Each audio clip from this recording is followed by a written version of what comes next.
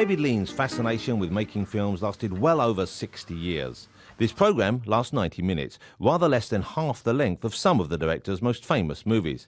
But the extended interviews with colleagues and admirers, together with footage unseen for decades, aim to shed fresh light on the scale of his unique achievements and the depth of his abiding obsession.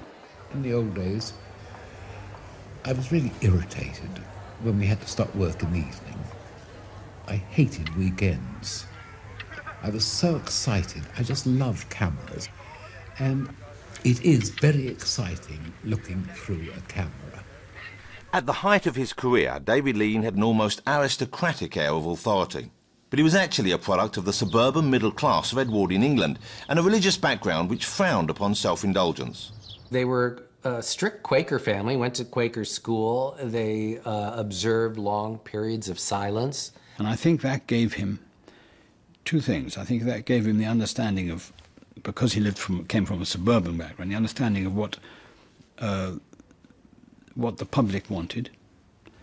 At the same time, a rigidity, because he was a Quaker upbringing, a rigidity which made his editing ability extraordinarily precise.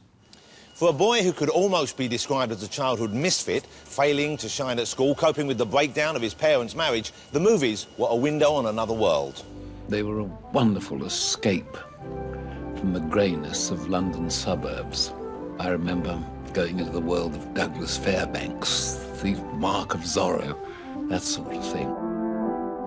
And here at Gaumont British Studios, once his father pulled some strings, 19-year-old David Lean got his start in the film business.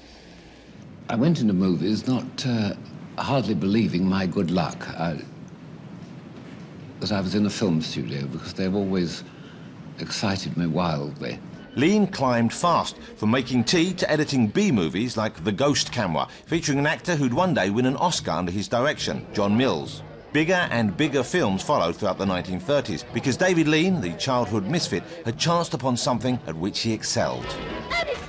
So that when Noel Coward had a screenplay in which we serve, he wanted to get off the ground. He asked around who would be the best technician to work with, and the answer was unanimous: David Lean, the finest cutter in Britain.